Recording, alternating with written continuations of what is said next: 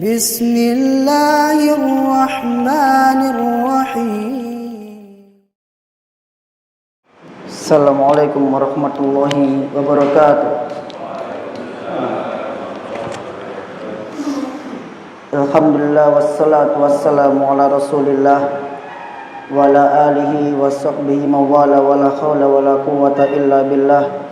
Asyhadu an la ilaha illallah wahdahu la syarikalah wa asyhadu anna Muhammadan abduhu wa rasuluhu sallallahu alaihi wasallam. Rabbi shrah li sadri wa yassir li amri wahlul 'uqdatam min lisani yafqahu qawli. Amma ba'du.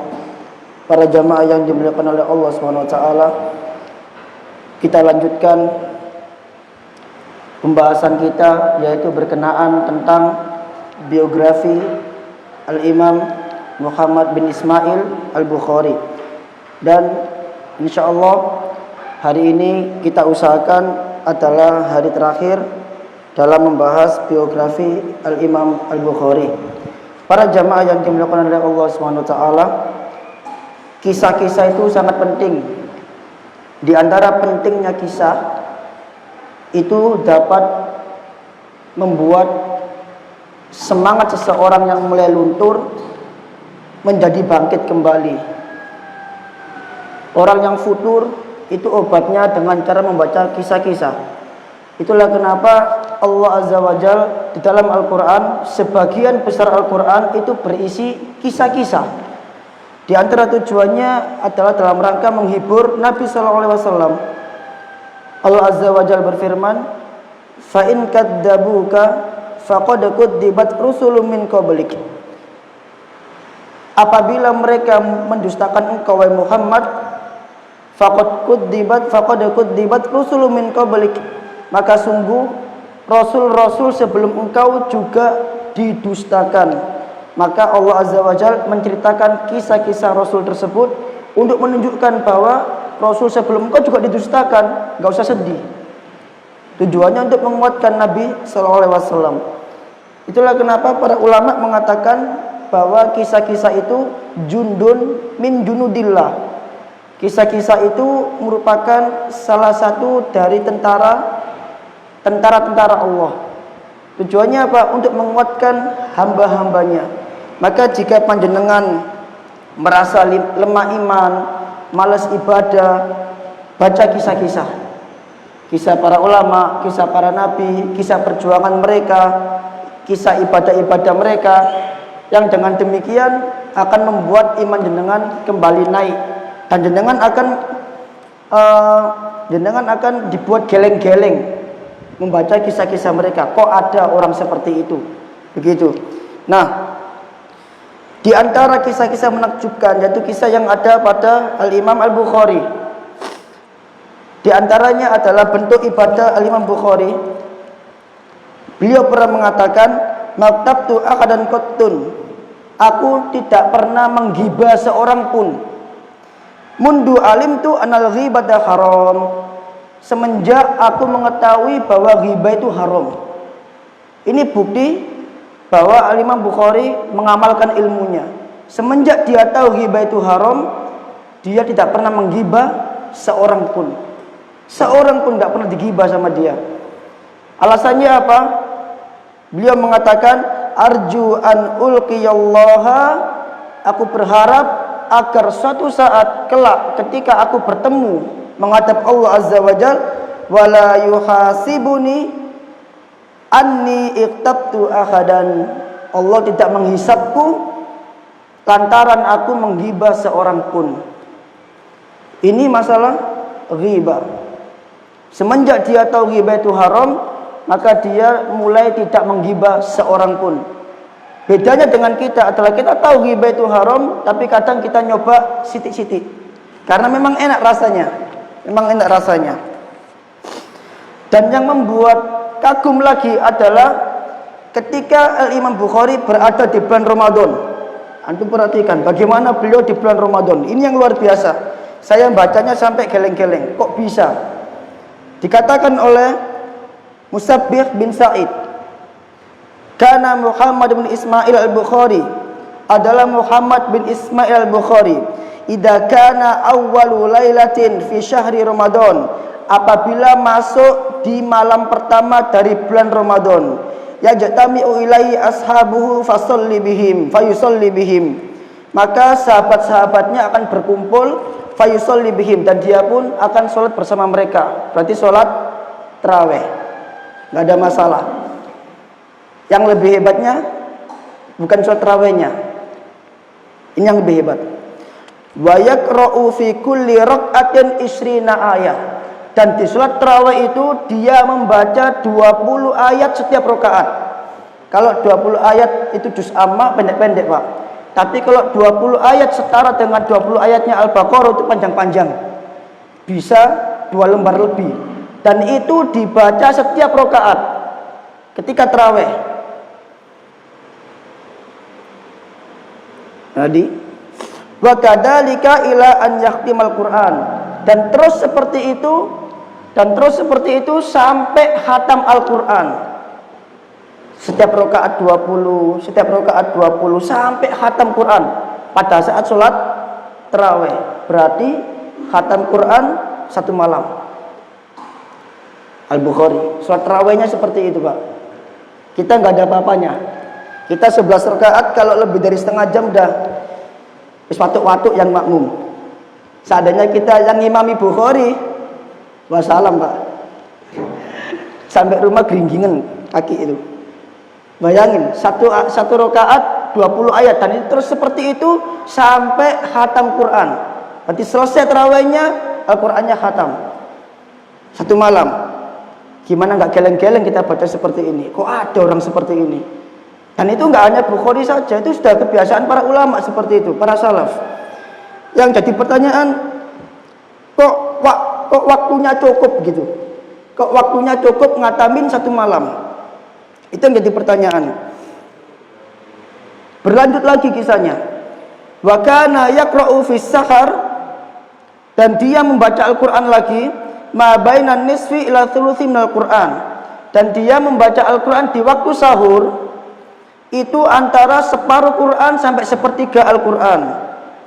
Fayakhtima inda sakhari fi kulli thalathi layalin, maka dia menghatamkan Al-Quran setiap sahur selama 3 malam.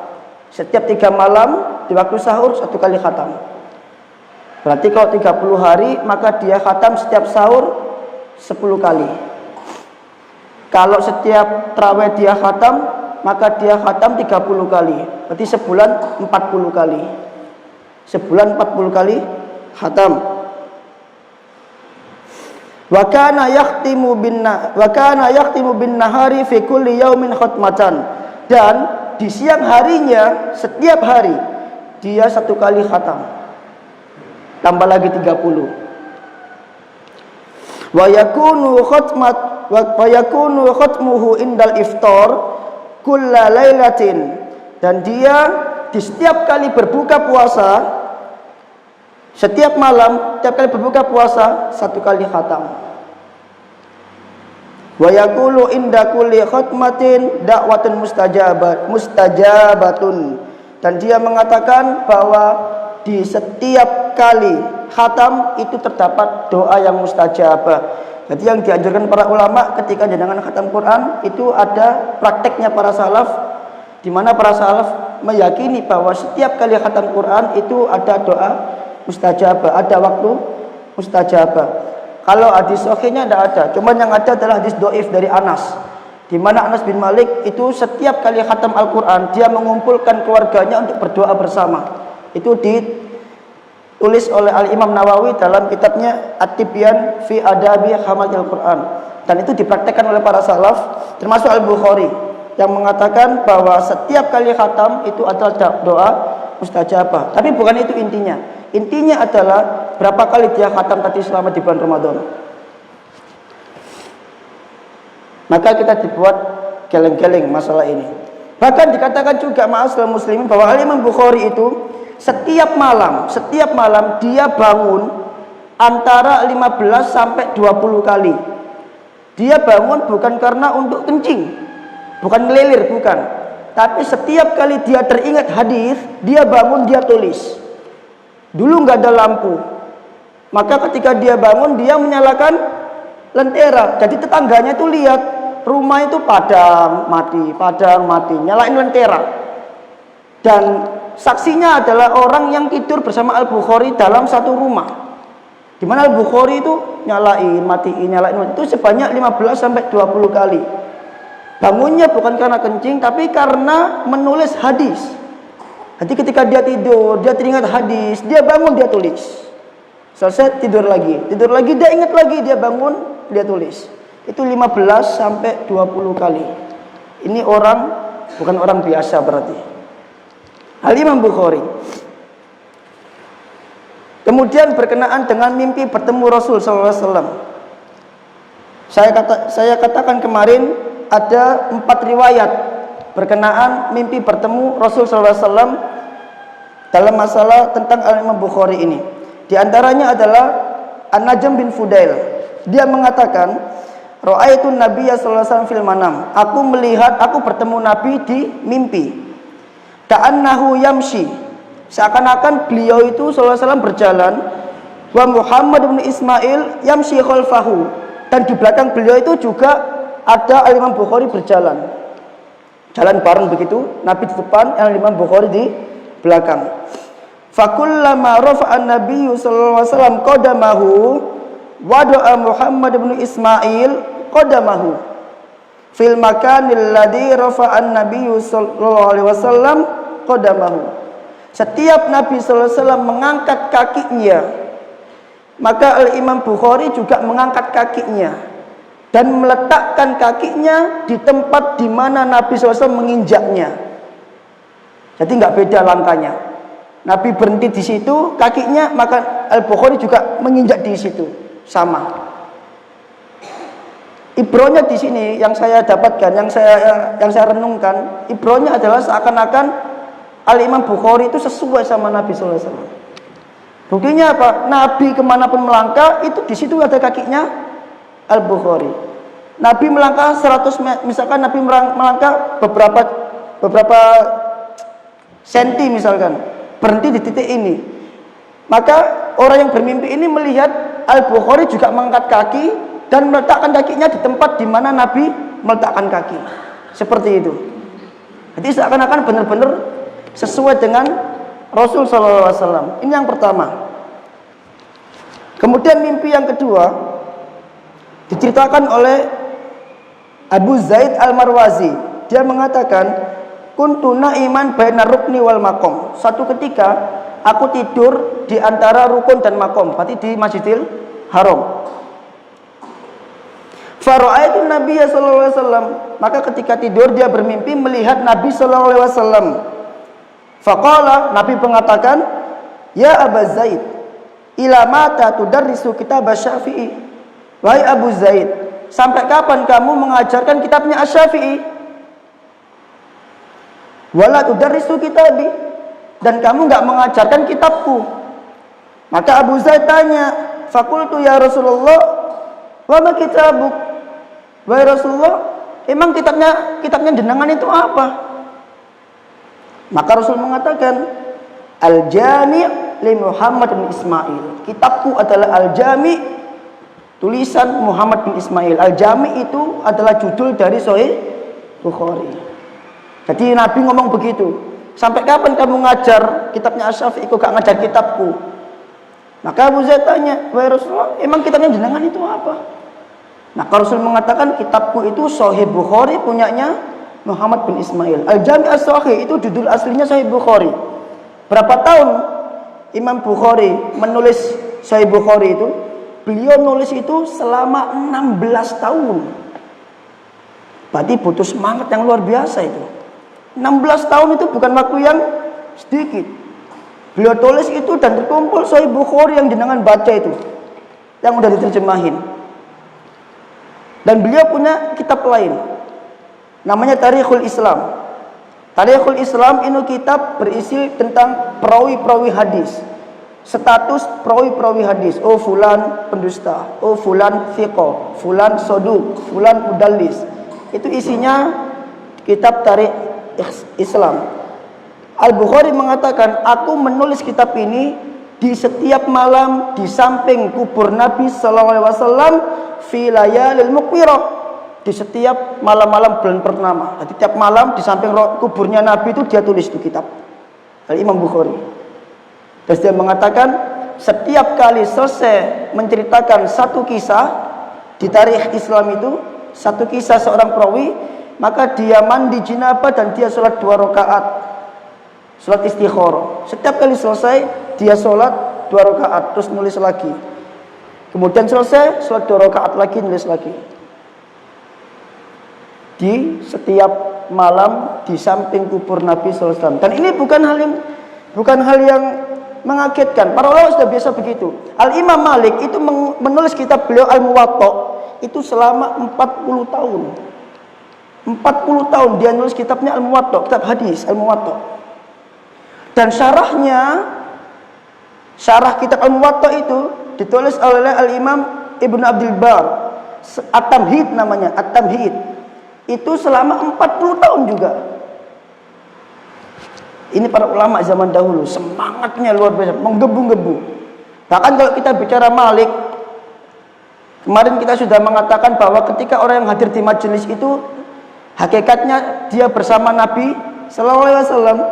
Maka Al-Imam Malik itu pernah satu ketika di majelis sedang mengisi hadis, riwayat hadis, membacakan hadis, maka tiba-tiba wajahnya berubah merah, warna biru kemerah-merahan.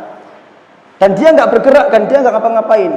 Kalau kita kan kalau udah geringan kita gerak dikit, kita kepengen buang air kecil kita gerak dikit. Ini Imam Malik diem. Setelah selesai majelis, tanya ini muridnya Al Hasan, ya Malik, wahai Malik, sungguh hari ini engkau membuatku heran, wajahmu berubah. Malik mengatakan apa? Malik mengatakan, aku menahan sakitnya entupannya kalajengking. Sungguh kalajengking ini telah mengentup. Mengentup itu apa? Menyengat. Telah menyengatku sebanyak 19 kali. Kalajengking, Pak. Dan dia nggak gerak. Apa kata Malik? Aku melakukan ini li ta'dhimi Rasulillah sallallahu alaihi wasallam, dalam rangka mengagungkan Rasul sallallahu alaihi wasallam. Gerak aja enggak. Karena dia sedang berhadapan dengan Rasul. Dia mengatakan, aku melakukan ini dalam rangka mengagungkan Rasul sallallahu alaihi wasallam. Seperti itu para ulama salaf. Kalau belajar semangatnya luar biasa. Kemudian mimpi yang ketiga diceritakan oleh murid beliau sendiri, Al-Firabri. Al-Firabri mengatakan, ra'aitu Nabiyya sallallahu alaihi wasallam fin naum. Aku melihat Nabi sallallahu alaihi wasallam di mimpi. Faqala li aina turid? Kemudian Nabi mengatakan, kamu mau kemana? Kamu hendak kemana? Fakultu, aku mengatakan, uridu Muhammad bin Ismail. Aku mau pergi menemui Muhammad bin Ismail. Ini di mimpi. Apa kata Nabi?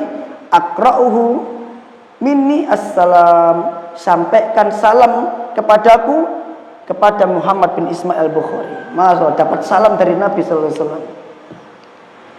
Ini dari muridnya. Kemudian yang keempat, ini yang paling luar biasa. Mimpi yang paling luar biasa di antara keempat mimpi yang keempat ini. Abdul Wahid bin Adam, dikisahkan oleh Abdul Wahid bin Adam At-Tawawaisi. Ra'aitu Nabiyya sallallahu alaihi wasallam fin naum. Aku melihat Nabi sallallahu alaihi wasallam di dalam mimpi. Wa ma'ahu jama'atun min ashabihi. Dan Nabi SAW itu bersama beberapa orang dari para sahabat-sahabatnya. Wa huwa waqifun fi maudhi'in.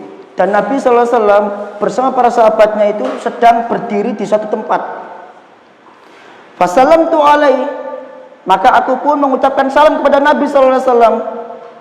Faradda alayya salam.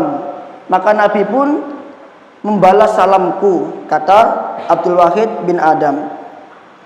Fakultu, terus aku tanya, ma wuqufuka ya Rasulullah? Apa yang menyebabkan engkau berdiri, wahai Rasulullah, di sini? Ngapain? Kok berdiri di sini? Engkau ngapain? Begitu. Apa kata Nabi? Nabi mengatakan, antadiru Muhammad bin Ismail. Aku menunggu Muhammad bin Ismail Bukhari. Jadi Nabi itu berdiri sama sahabat lagi nunggu siapa? Muhammad bin Ismail al-Bukhari.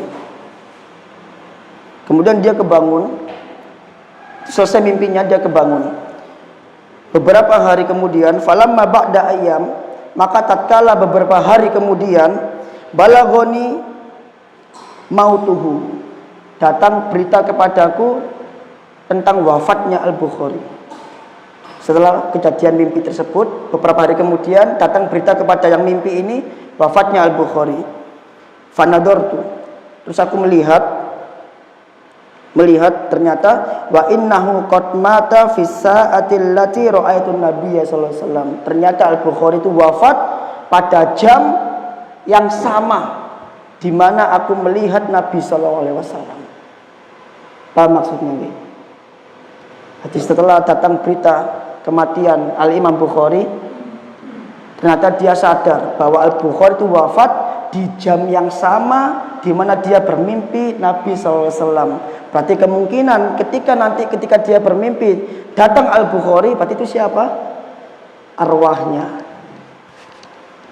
Ditunggu oleh Nabi SAW. Ini orang mulia ternyata. Masya Allah. Makanya para ulama banyak memuji beliau sezamannya, dan saya nggak akan membacakan semuanya biar cepat waktunya. Di antara pujiannya adalah mereka mengatakan bahwa Al-Bukhari itu ayatun min ayatillah. Al-Bukhari itu merupakan salah satu ayat dari ayat-ayat Allah.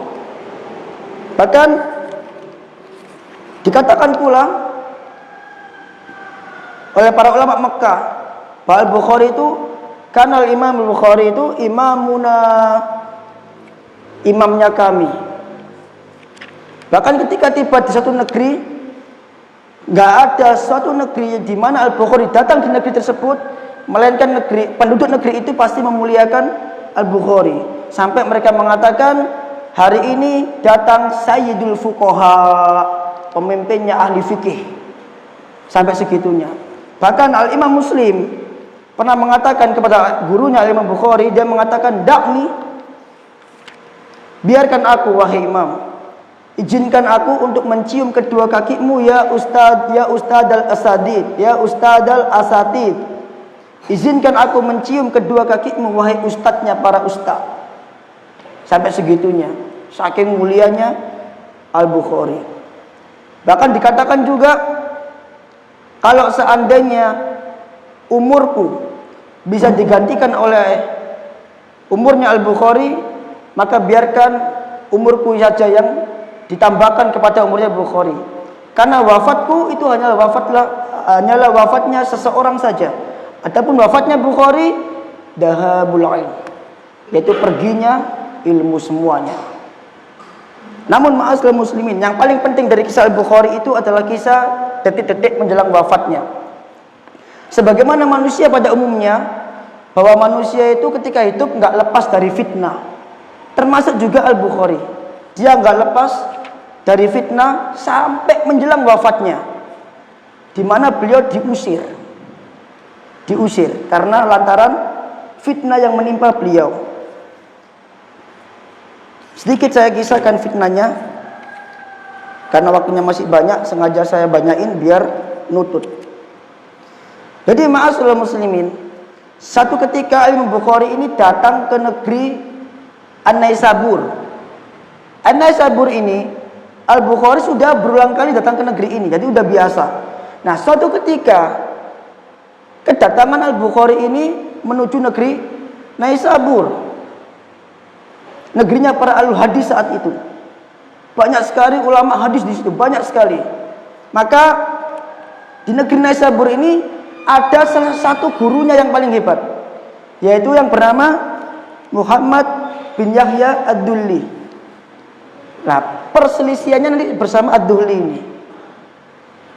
Maka ketika datang di An-Naisabur, termasuk di antara yang menyambut kedatangan Bukhari yaitu Ad-Dulli sendiri. Kedua orang ini, Al-Imam Bukhari dan Ad-Dulli, ini sama-sama memiliki gelar Amirul Mukminin fil Hadis. Sama-sama orang-orang besar, sama-sama tinggi orangnya. Derajatnya di dalam ilmu hadis sangat tinggi. Tapi ada fitnah nanti sampai Al-Bukhari wafat bersama Ad-Duhli ini. Nah, kedatangan Al-Bukhari di An-Naisaburi itu termasuk Ad-Duhli yang menyambut kedatangannya. Sampai Ad-Duhli mengatakan dalam majelisnya, "Idhabu ila hadar rajulis sholih al-alim." Pergilah kalian menemui laki-laki yang soleh, yang alim ini. Fasma'u minhu, dan dengarlah hadis darinya.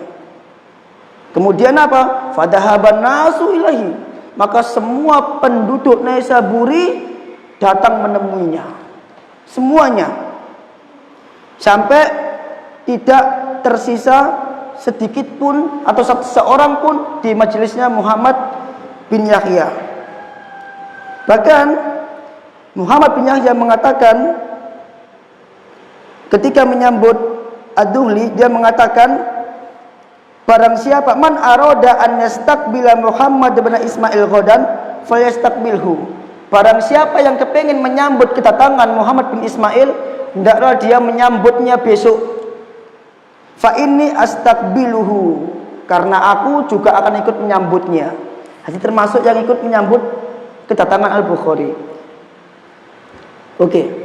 Karena Al-Bukhari datang ke Naisaburi dan disambut oleh banyak orang dan majelisnya penuh dengan penduduk Naisaburi, maka konsekuensi dari hal itu adalah majelis para ulama yang lain sepi, nggak ada yang hadir, termasuk majelisnya Muhammad bin Yahya Ad-Duhli, nggak ada yang hadir, semuanya hadir di majelisnya Al-Bukhari. Lihat bagaimana perselisihan antar ulama.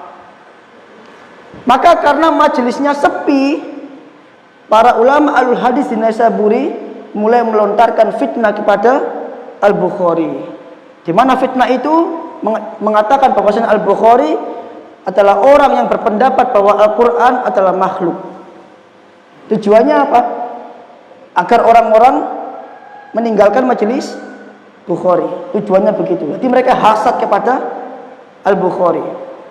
Nah, karena tersebar di Naisaburi bahwa Al-Bukhari itu berpendapat Al-Quran adalah makhluk, maka otomatis orang-orang yang hadir di majelis Al-Bukhari itu mau tanya. Nah, ini juga pentingnya bertanya. Hati-hati kalau menjawab pertanyaan. Awalnya karena tanya ini jadi fitnah. Karena tersebar itu, maka ada orang yang tanya. Dia tanya begini, "Ya Aba Abdillah." Ini tanyanya di mana? Di majelis. Hati-hati. Makanya kadang ada ustadz kita dipersekusi itu karena menjawab pertanyaan yang mana tujuan jamaahnya ngetes, atau pertanyaannya nggak sesuai tapi nekat jawab. Akhirnya jadi fitnah, dipotong videonya, disebar, akhirnya kena persekusi. Nah, ini Al-Bukhari seperti itu. Gara-gara itu ditanya, "Ya Aba Abdillah, wahai Abu Abdillah, ma taqulu fil lafdi bil Quran?" Bagaimana pendapatmu tentang lafadzku terhadap Al-Quran? Makhluk apa bukan makhluk? Orang baca Quran itu loh, dia tanya, ini makhluk apa bukan makhluk? Kemudian fa'arada anhu Al-Bukhari wa lam yujibhu thalathan. Maka Al-Bukhari diam, gak jawab. Terus dia tanya lagi, tanya dengan pertanyaan yang sama sampai 3 kali, tapi nggak dijawab sama Al-Bukhari. Diam aja Al-Bukhari. Kenapa? Karena menjawab ini butuh rincian. Nggak bisa dengan oh bukan makhluk, oh makhluk, nggak bisa. Harus dirinci. Maka akhirnya Al-Bukhari menjawab, Al-Qur'anu kalamullah ghairu makhluk. Al-Quran itu kalamullah dan bukan makhluk. Wa af'alul ibad makhlukatun, dan perbuatan para hamba adalah makhluk. Wal imtihanu bid'ah, dan ngetes itu bid'ah. Ngetes masalah ini itu bid'ah. Nah, mendengar jawaban Al-Bukhari ini, langsung orang yang bertanya ini menyimpulkan, dan sayangnya kesimpulannya salah. Berarti dia mengatakan bahwa lafadzku terhadap Al-Quran adalah makhluk. Kenapa? Karena Al-Bukhari mengatakan perbuatan hamba adalah makhluk. Gara-gara ucapan itu dia menyimpulkan bahwa berarti dia beranggapan lafadzku terhadap Al-Quran adalah makhluk. Kesimpulan yang salah, hasilnya fatal. Maka dengan keyakinan ini dikirimlah surat kepada Muhammad bin Yahya ad-Duhli bahwa Al-Bukhari berkeyakinan bahwa lafadzku terhadap Al-Quran adalah makhluk. Maka mendengar berita ini, dan sayangnya ad-Duhli juga gak mau cross check, langsung terima beritanya mentah-mentah. Langsung ad-Duhli mengatakan di majelis, ad-Duhli mengatakan Al-Qur'anu kalamullah ghairu makhluk. Al-Quran kalamullah, bukan makhluk. Wa man za'ama, barang siapa yang menyangka lafdi bil Qur'ani makhlukun, lafadku terhadap Al-Quran adalah makhluk, fahuwa mubtadi'un, maka dia adalah ahlul bid'ah, wala la yujalisu wala yukallimu, enggak boleh bermajelis bersama dia dan enggak boleh ngomong sama dia. Wa man daba ba'da hada ila Muhammad bin Ismail, barang siapa setelah ini dia pergi menuju majelis Muhammad bin Ismail, fattahamuhu fa innahu la yaqduru, maka fattahamu, maka musuhi dia, tinggalkan orang ini. Siapa yang pergi ke majelisnya, tinggalkan orang ini, karena karena seseorang tidaklah hadir di majelis seseorang melainkan man kana alamat habihi, melainkan dia bakal sama dengan madhabnya. Sampai segitunya. Itu pengumumannya ad-Duhli di majelis. Nggak boleh pergi ke orang ini. Siapa yang pergi sama orang ini, musuhi, tinggalin, kucilkan. Karena orang yang pergi ke majelis orang ini pasti sama dengan manhajnya orang ini. Itu fitnahnya seperti itu. Maka setelah itu mendengar ucapan ad-Duhli di situ, maka di situ ada dua orang muridnya Al-Bukhari juga. Semua orang meninggalkan majelis Al-Bukhari tanpa seorang pun. Setelah pengumuman dari Muhammad bin Yahya ad-Duhli, nggak ada yang hadir sama sekali di majelisnya Al-Bukhari. Maka ketika ad-Duhli mengumumkan hal tersebut, maka kedua orang yang bernama Muslim bin Hajjaj dan Ahmad bin Salama berdiri nggak mau bermajelis dengan ad-Duhli. Jadi ad-Duhli ini juga gurunya Imam Muslim. Tapi karena ad-Duhli sudah bersikap seperti itu kepada gurunya yang lain, yaitu Imam Bukhari, maka itu membuat Imam Muslim nggak suka sama ad-Duhli. Nggak suka sama ad-Duhli. Karena ad-Duhli mengatakan di majelisnya, ala, ketahuilah, man qala bil lafdi, barang siapa yang mengatakan lafadzku terhadap Al-Quran adalah makhluk, fala yakhillu lahu an yakdura majlisana, tidak halal bagi dia untuk hadir di majelis kita. Langsung berdiri itu dua orang, Imam Muslim sama Ahmad bin Salamah. Dua orang ini yang setia sama Imam Bukhari, dua orang ini sampai wafatnya. Maka fa'akhoda muslimun rida'ahu fauqa imamatihi, maka Muslim pun mengambil selendangnya di atas imamahnya, kemudian dia berdiri di hadapan semua manusia, kemudian dia mengembalikan semua hadis yang ia riwayatkan dari ad-Duhli. Makanya dalam Sahih Muslim itu tidak ada hadis riwayat ad-Duhli, tidak ada. Dikembalikan semuanya hadisnya sama Imam Muslim, nggak mau dia riwayat ad-Duhli. Bahkan gara-gara perseteruan ini, Al-Imam Bukhari itu melakukan tadlis. Tadlis dalam ilmu hadis itu maksudnya adalah menyamarkan nama, sehingga orang nggak tahu siapa yang dimaksud nama ini. Kita kan tahu bahwa hadis itu diriwayatkan, biasanya perawi itu menyebutkan nama lengkapnya, Fulan bin Fulan, kan begitu. Nah, karena Al-Imam Bukhari ini berseteru dengan gurunya Al-Imam Yahya ad-Duhli, maka di Sahih Bukhari namanya Yahya ad-Duhli itu enggak ditulis lengkap, tapi cuma ditulis an Muhammad, haddatsana Muhammad, dari Muhammad. Maka orang bingung, ini Muhammad siapa maksudnya? Muhammad ada banyak. Ternyata yang dimaksud itu adalah Muhammad bin Yahya Ad-Duhli. Sengaja Imam Bukhari tidak menulisnya lengkap. Walau alam, para ulama mengatakan ini bentuk tadlis dari Imam Bukhari, yaitu dia menyamarkan nama gurunya dalam Sahih Bukhari agar orang nggak tahu. Barangkali karena namanya orang berseturu manusia kan nggak enak hati, ditulis lengkap Muhammad bin Yahya Ad-Duhli, nggak enak rasanya. Karena kadung mangkel, kecewa, akhirnya wis tak tulis Muhammad aja. Seperti itu seorang alim berseteru. Kemudian setelah berdiri, Ahmad bin Salamah menemui Al-Bukhari. Dia mengatakan, "Ya Aba Abdillah, wahai Abu Abdillah, inna hada rajul makbulun bi Khurasan khususan." Orang ini, yaitu Ad-Duhli ini adalah seorang yang diterima, yang dianggap di negeri Khurasan. Dan tidak ada seorang pun di negeri ini yang berbicara denganmu. Maka kata Al-Bukhari, faqabadu ala lihyatihi, kemudian dia pegang jenggotnya.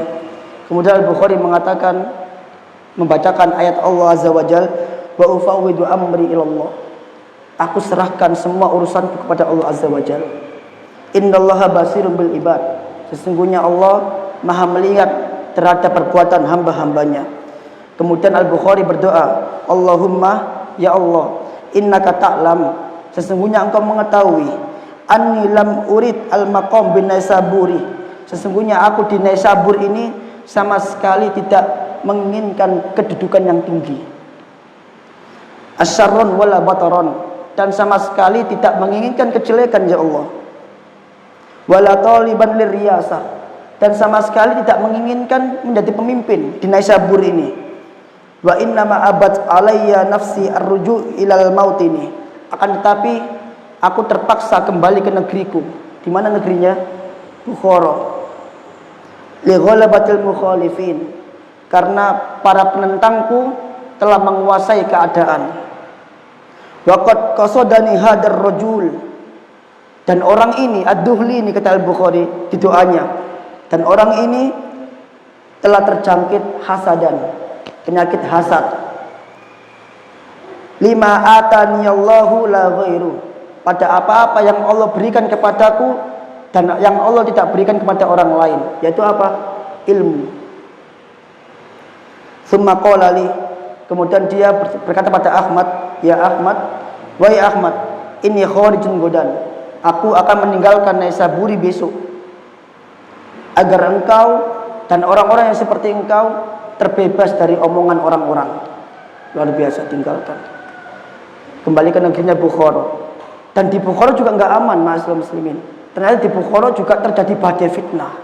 Awalnya Al-Imam Bukhari datang ke Al-Bukhara, di Bukhara itu disambut, termasuk pemimpinnya nyambut kedatangan Al-Bukhari di Bukhara. Kemudian satu ketika seperti biasa, karena majelis ulama di Bukhara sepi, kembali hasad. Termasuk yang hasad di situ yang bernama Huwairis, bukan Huwairis.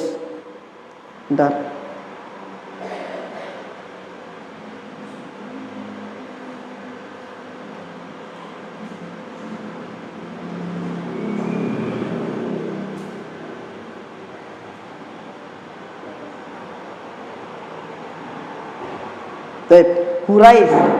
Hurais bin Abi Muraqah bersama para ulama yang lain. Kenapa kok mereka hasad? Karena madhabnya Bukhara itu Hanafi, dan Imam Bukhari itu merubah cara ibadah penduduk Bukhara, yang mana yang awalnya bertakbir nggak pakai angkat tangan, maka dirubah sama Imam Bukhari, bertakbir harus angkat tangan. Hasad para ulama di Bukhara. Dan termasuk amirnya juga, pemimpinnya waktu itu juga kecewa sama Bukhari. Gara-garanya apa? Ketika Bukhari diminta ngajar anaknya, Bukhari nggak mau. Kalau mau belajar, kamu ke sini, bukan aku yang ke sana. Ini prinsipnya Bukhari. Di antara ucapan terkenal, al ilmu yu'ta wa la ya'ti. Ilmu itu didatangi, bukan mendatangi. Maka pemimpinnya kecewa, para ulamanya hasad, lengkap. Ditambah lagi datang surat dari Ad-Duhli. Jadi Ad-Duhli nyurati Amir Bukhara dan mengatakan orang ini khilafus sunnah. Orang ini sudah menyelisihi sunnah. Dia berpendapat Al-Quran adalah makhluk. Luar biasa, diusir dari Bukhara. Diusir, maka Al-Imam Bukhari pun sendirian, tidak punya siapa-siapa. Dia pergi di sebuah negeri, di sebuah desa yang bernama Khortam, sebuah desa yang berada di negeri Al-Bikanda yang bernama Khortam. Di situ Al-Imam Bukhari mengatakan, oh ya, Al-Imam Bukhari mengatakan, ya Allah, bumi ini telah sempit bagiku.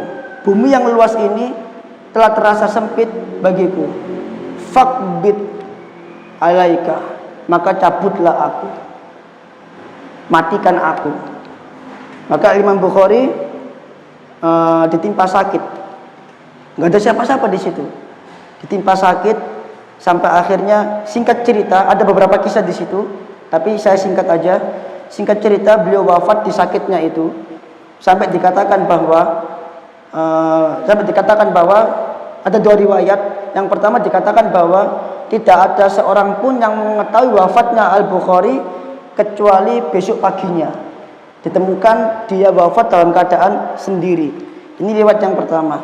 Riwayat yang kedua, beliau wafat. Memang banyak orang yang mengetahui beliau wafat. Banyak orang yang tahu beliau wafat dan beliau dimakamkan. Dan karohmanya adalah dikisahkan di biografi beliau. Ketika pemakaman beliau, tanah kuburnya itu wangi. Tanah kuburnya itu wangi, dan wangi tanah kuburnya itu sampai beberapa hari. Dan ini membuat orang-orang yang sempat memfitnah beliau waktu itu merasa bersalah, menyesal, dan bertaubat.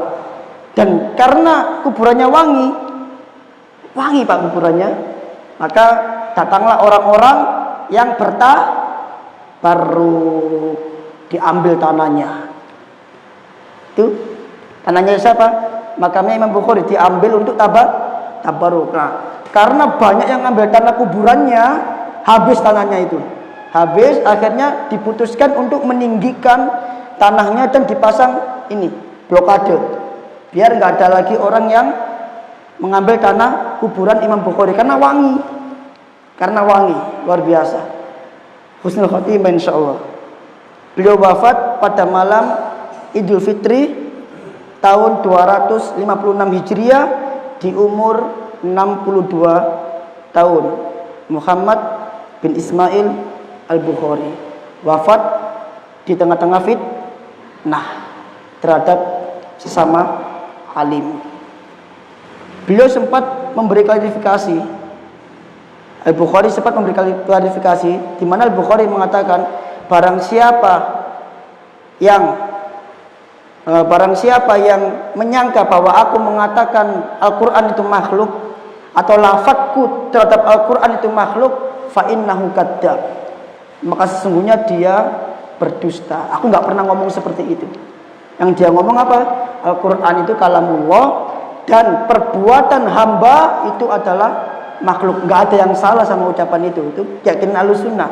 Tapi yang salah yang menyimpulkan tadi itu, tergesa-gesa menyimpulkan sehingga terjadi badai fitnah seperti itu.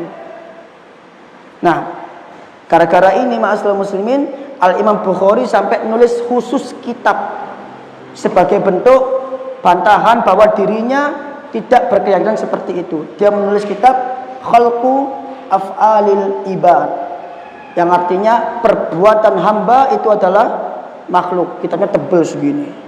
Itu khusus dibuat sebagai bentuk klarifikasi Al-Imam Bukhari untuk menjawab fitnah-fitnah dan tuduhan yang mengatakan bahwa Al-Bukhari menyelisihi sunnah karena berpendapat Al-Quran adalah makhluk.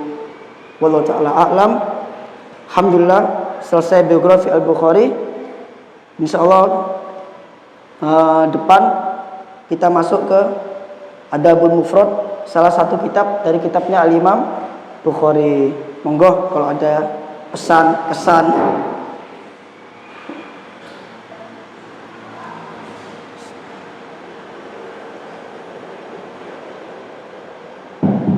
Bismillahirrahmanirrahim. Alhamdulillah, Assalamualaikum warahmatullahi wabarakatuh. Atas kisah yang disampaikan, dari kisah yang disampaikan itu ada pertanyaan mungkin ada identifikasi yang pertama ya. Apakah Imam Bukhari itu mempunyai keluarga, istri atau anak, kemudian apakah kerabat atau saudara yang menyamai dia dalam perjalanannya? Satu. Yang kedua, dari kisah yang saya sampaikan baik di Bukhara atau di Naisabur, bagaimana kita tahu bahwa semangatnya orang-orang di negeri itu dalam bermajlis dengan ulama, di mana sampai semuanya hidup di negeri itu mengikuti kajian ulama dibandingkan dengan kita saat ini. Jazakumullah khairan. Untuk pertanyaan pertama, apakah Imam Bukhari punya istri, punya anak? Itu tidak ada riwayat yang saya dengar bahwa beliau punya istri, punya anak. Jadi kemungkinan beliau bujang. Dan kita tahu bahwa para ulama dahulu itu bujang. Kebanyakan mereka bujang, tidak menikah karena sibuk mencari ilmu. Termasuk diantaranya Syekhul Islam Ibnu Taimiyah, Al-Imam An-Nawawi, itu bujangan. Bahkan diantara para ulama salaf itu tidak menikah sampai umur 60 tahun, balik ke negerinya baru nikah dia. Bahkan Al-Khatib Al-Baghdadi itu dia sampai mengatakan bahwa hendaklah seorang thalibul ilmi itu menahan diri untuk menikah. Karena ketika dia menikah maka fokusnya akan pecah antara ilmu dengan mengurus rumah tangga. Maka para ulama dahulu itu kebanyakan uzab, bujangan. Insya Allah termasuk Al-Imam Bukhari termasuk yang uzab, yang bujangan. Karena kita tahu dia berangkat di umur 16 tahun. Dan dia terus pergi dan terus pergi sampai balik ke negerinya Bukhara dan diusir. Jadi kemungkinan Al-Imam Bukhari, Al-Imam Muslim itu tidak punya anak ataupun istri. Dan beliau bukan satu-satunya ulama yang bujang. Banyak sekali ulama yang bujangan karena sibuk mencari ilmu. Makanya ada kitab namanya yang judulnya Al-Ulama Ul-Uzzab, para ulama yang bujangan, situ disebutin. Dan bahkan di antara ulama itu ada yang sampai menyarankan gak usah nikah, belajar aja. Khawatir kalau dengan menikah justru akan menjadikan terbengkalai fokusnya dalam belajar. Maka insya Allah Al-Imam Bukhari termasuk yang uzab, yang bujangan, yang enggak menikah. Kemudian yang kedua, apa pertanyaannya, Pak?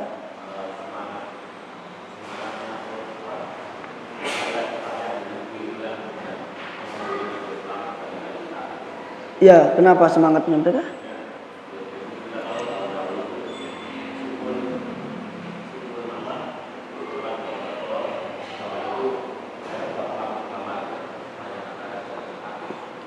Nah, mungkin pertanyaannya kenapa kok mereka bisa semangat seperti itu ya? Mungkin jawabannya adalah kuatnya sunnah pada waktu itu. Kuatnya sunnah pada waktu itu dan masih banyak alim di waktu itu dan sedikitnya kebodohan di waktu itu. Mungkin seperti itu jawabannya. Karena kalau dikatakan di waktu itu kuatnya sunnah, maka otomatis para penyesat-penyesat itu jumlahnya masih sedikit, belum merajalela. Sehingga mereka hadir di majelis ulama, mencatat hadis. Jadi memang motivasi mereka hadis waktu itu. Zamannya zaman hadis. Aib bagi mereka kalau nggak belajar hadis. Nah, sedangkan di zaman kita banyaknya kebodohan, banyaknya kesesatan, sedikitnya ahlu sunnah, dan yang paling hebat adalah pintu-pintu syahwat terbuka lebar. Pintu-pintu syahwat di zaman kita terbuka lebar sehingga maksiat-maksiat itu bisa masuk dari arah manapun. Dengan buka YouTube, thumbnailnya saja, thumbnail itu kalau jenengan belum muter videonya itu ada gambarnya dulu. Thumbnailnya saja kadang captionnya, judul filmnya itu atau judul videonya itu sudah menjurus kepada porno, ke syahwat, itunya gede, itunya begitu. Bahkan kita buka Facebook, reels Facebook kebanyakan syahwat, dibuka lebar-lebar. Dan di antara penghalang ilmu adalah masuknya maksiat.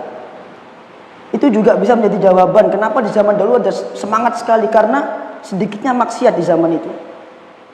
Pintu syahwat nggak selebar hari ini. Hari ini kita baca Quran saja, di samping kita ada HP, Yang dibuka duluan yang mana? HP-nya dulu. Lama, baru kok udah habis videonya, baru kita ke mushaf. Mushafnya bentar, selesai ditutup. HP-nya yang lama. Karena saya ngalami begitu. Makanya saya kalau baca Quran itu ini HP tak jauhin. Syaitannya banyak ini. Karena sebab ketika saya baca Quran, cengkling. Nah, kalau udah cengkling begini, nggak selesai pak. Nggak mari, keterusan. Usik Telegram, usik WA, usik Facebook, nggak selesai. Akhirnya mushafnya nggak kebaca. Ini luar biasa. Barang itu yang membuat kita down, futur, hilang hafalan, lemah. Karena pintu syahwat terbuka lebar, pintu syubhat, pintu fitnah. Fitnah di sini ada fitnah syahwat, fitnah syubhat terbuka lebar-lebar. Ini di zaman kita. Bagaimana dengan zaman anak-anak kita ketika dewasa? Semakin lebar. Begitu. Barangkali seperti itu insya Allah. Bayangin aja. Kalau Al-Imam Bukhari lagi baca Sahih Bukhari itu yang hadir sekitar 20.000 orang. Ada yang jalan kaki, ada yang naik bigol atau khimar untuk mendengarkan Sahih Bukhari. Insyaallah. Nah. Assalamualaikum.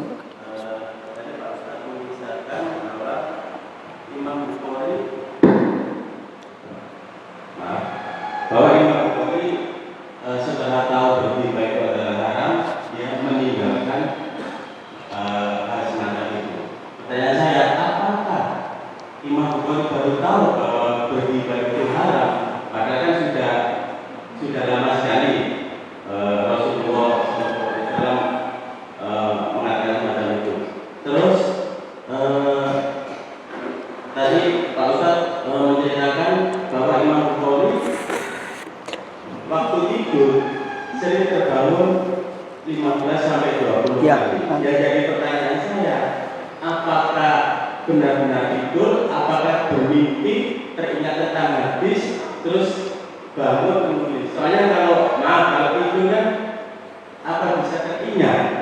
Kalau keadaan tidur, apa memang apa namanya klik-klik tengah tidur gitu. Terus ini yang terakhir, setelah Imam Bukhari itu terusir atau terfitnah sampai akhirnya meninggal, kenapa hadisnya itu kok masih masuk gitu? Padahal terfitnah begitu kejam sekali fitnahnya itu. Terima kasih. Wassalamualaikum warahmatullahi wabarakatuh. Assalamualaikum warahmatullahi wabarakatuh. Yang pertama, bisa jadi karena larangan ghibah itu hadisnya baru sampai kepada Imam Bukhari. Karena seseorang itu tidak dilahirkan dalam keadaan berilmu. Nggak langsung tahu. Cari hadis umur 16 tahun langsung tahu ghibah haram, enggak. Ada proses belajar. Dan bisa jadi hadisnya itu datang setelah itu. Dan kita kan nggak tahu persisnya kapan hadis itu datang. Ghibah itu datang ke Bukhari, datang itu kapan kita nggak tahu persisnya. Karena hadis itu tersebar, terserak-serak. Jadi dia datang ke imam ini, hadisnya ini, dapat hadis ini. Nah, ketika dia dapat hadis ghibah tersebut, dia langsung tinggalin itu. Seperti itu. Jadi bukan berarti dia nggak tahu. Dan memang nggak tahu, kita katakan nggak tahu karena memang butuh proses dalam belajar. Kemudian yang kedua itu apa? Tidur. Nah, begini Pak, jenengan pernah nggak tidur dalam keadaan besok ada debt collector yang nagih? Nyenyak enggak? Jenengan tidur, tapi besoknya ada agenda ditagih utang sama orang.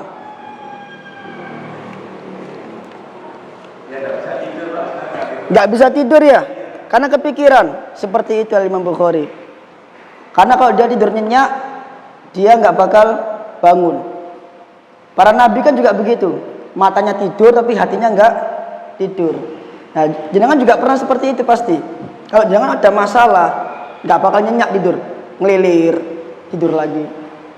Jangankan ada masalah, nggak ada masalah pun kadang jenengan beberapa kali terbangun. Begitu kan? Nah, apalagi ini, bagi dia, ini hadis ini penting banget. Sehingga ketika tiba-tiba dia tidur, dia cuma rehat, karena capek mungkin, karena belajar, nulis, dia capek. Sehingga tiba-tiba dia bangun, wah ada hadis lagi, dia bangun, otomatis. Berarti dia tidurnya itu tidak nyenyak, wallahu alam. Karena dia tidur juga sambil berpikir. Saya pernah begitu. Awal kajian ini beberapa kali saya bangun, saya nyampe ini mereka kajian. Tidur lagi saya. Beberapa kali bangun lagi, jam segini kajian. Seperti itu. Itu udah jadi nggak nyenyak memang. Insya Allah seperti itu. Kemudian yang terakhir fitnahnya, jawabannya cuma satu.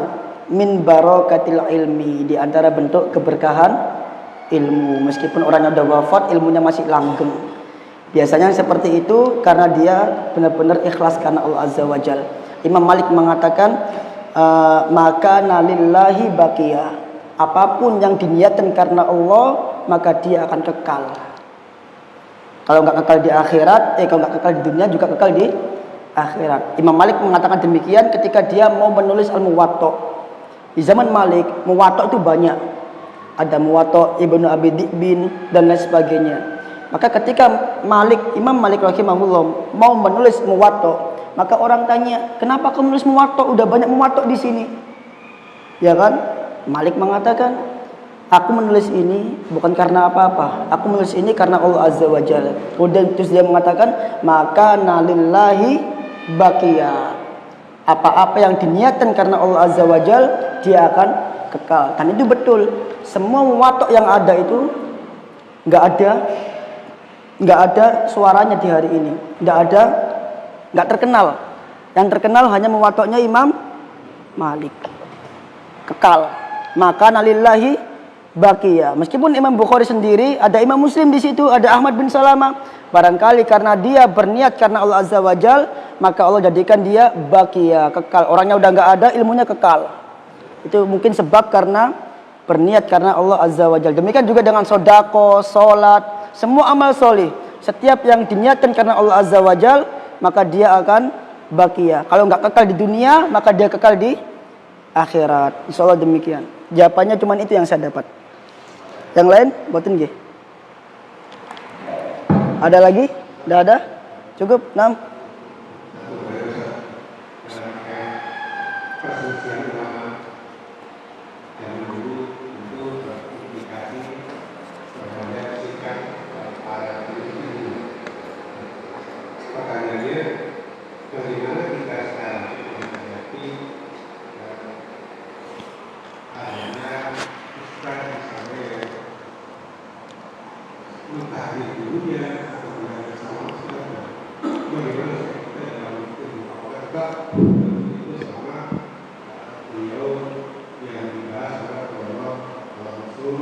Ya.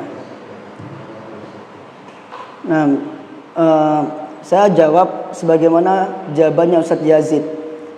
Kalau kita sebagai pencari ilmu, maka tugas kita hanya belajar. Tugas kita hanya belajar. Adapun perselisihan para ustadz yang mungkin dari masalah pribadi ataupun dari yang lainnya, maka itu urusan beliau-beliau, bukan urusan kita. Tugas kita hanya belajar. Masih ada banyak hal yang belum kita pelajari dari agama ini. Habis waktu kita kalau ngurusi begituan. Bacaan Quran kita belum benar, najis belum tahu definisinya apa, wudhu nggak tahu definisinya apa, rukun sholat belum hafal. Saya yakin banyak dari jenengan yang nggak hafal rukun sholat, pembatal sholat itu apa saja, rukun wudhu itu apa saja. Masih banyak yang belum kita tahu. Maka apabila kita mengaku penuntut ilmu, maka tugas kita cuma satu. Kita sibuk belajar. Belajar kepada siapa? Kepada siapapun yang berada di atas ahlu sunnah. Adapun perselisihan antara person dan person, maka itu kita tinggalin. Bukan urusan kita, bukan makom kita, bukan kedudukan kita untuk membahas hal seperti itu. Kalaupun kita ikut bicara, itu justru akan menambah kobaran api fitnah. Banyak di antara para tolib yang dia sibuk mengurusi itu. Ya, Ustadz Fulan, Ustadz Alan. Yang fanatik Ustadz Fulan mencerca pengikutnya Ustadz Alan. Yang fanatik Ustadz Alan mencerca pengikutnya Ustadz Fulan. Ya, antum ngapain majelis sama Ustadz itu? Nah, gitu. Saling mencaci, saling mencerca. Akhirnya apa? Saling berselisih, musuh-musuhan, enggak saling nyapa. Malah akhirnya menjadi apa? Khilafus sunnah, menyelisihi sunnah. Jadi kalau kita belajar, kita fokus belajar. Jangan ngurusi perselisihan para ustadz atau para alim. Tidak, kita fokus belajar. Karena kita akan berdiri di hadapan Allah, bertanggung jawab tentang urusan kita masing-masing. Kita nggak akan ditanya tentang urusan orang lain. Nah, yang kita siapkan ini. Yang kita siapkan adalah pertanggungjawaban kita di hadapan Allah. Karena di hadapan Allah kita ngurus diri kita masing-masing. Jadi fokus belajar, dapat ilmu, amalin. Di antara sesuatu yang ditakutkan oleh Abu Darda radhiyallahu anhu, ketika wafat dia nangis. Dia mengatakan, kenapa engkau menangis? Dia mengatakan, aku takut kalau Allah tanya, qad alimta famalda amilta.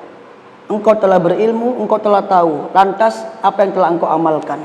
Itu membuat dia nangis ketika menjelang maut. Abu Darda radhiyallahu anhu. Jadi ini yang penting, kita belajar apa yang kita amalkan, apa yang kita siapkan. Karena kita mencari ilmu itu bukan untuk mencela orang, kita mencari ilmu untuk diamalkan sehingga kita selamat dunia akhirat. Ini tujuan kita. Jadi adapun yang lain kita nggak usah ngurus. Insya Allah seperti itu Pak Arti. Boleh, silakan.